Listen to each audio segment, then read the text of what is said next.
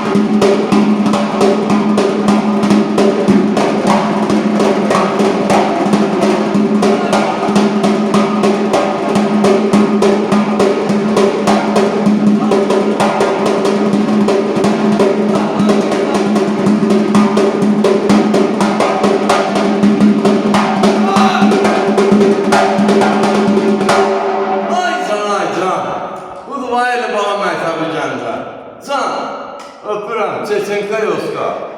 Budur, bax, Allah var eləsin.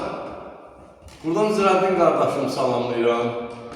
Bizim ustad sənətkarımız, bizim qardaşımız Aksaxı şəhərində yaşayır.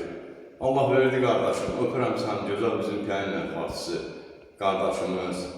Vaqif müəllim, Sumqayıtdan salamlayıram. Bütün bölgələrdə, bütün qardaşların hamısını salamlayıram. Allah verdi qardaş, nə deyirsiniz həmişə? Deyirsiniz ki, Ellənin müəllim, görsənən dağa nə vərətçi?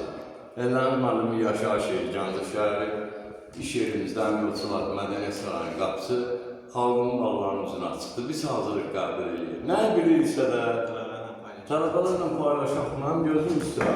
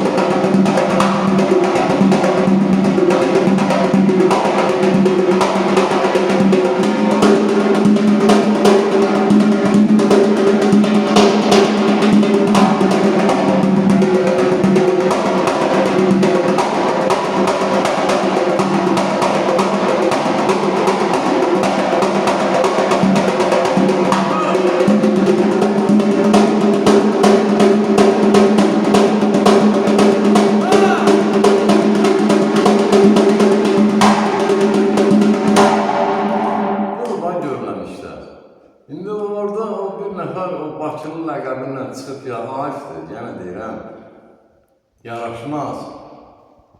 Sən bölgələri bölmə. O oradan bu, bütün Respublikanın hər yerində bizim tələbələrimiz var. Yəni yaraşmaz orada, sən ağzına gələn kumbada, bax, belə sözlər yazsan. Bilirsiniz, 14 yaşı, 15-in içindədir. Gününü gözəl ifa elədi. Timol, sola, sağa, yarım xanələr, klasika, nə istədim çaldı. Çürtür, hamısını çaldı.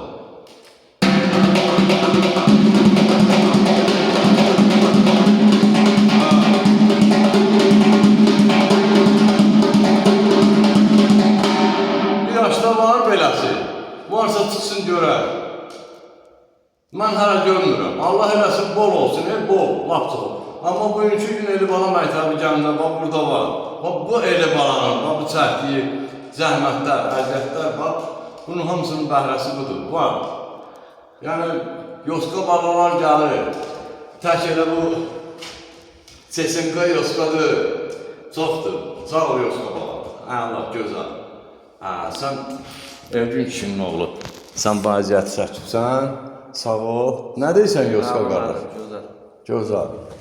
Rəhəm bala, sən də xoş gəlirsən. Sağ ol yoska bala.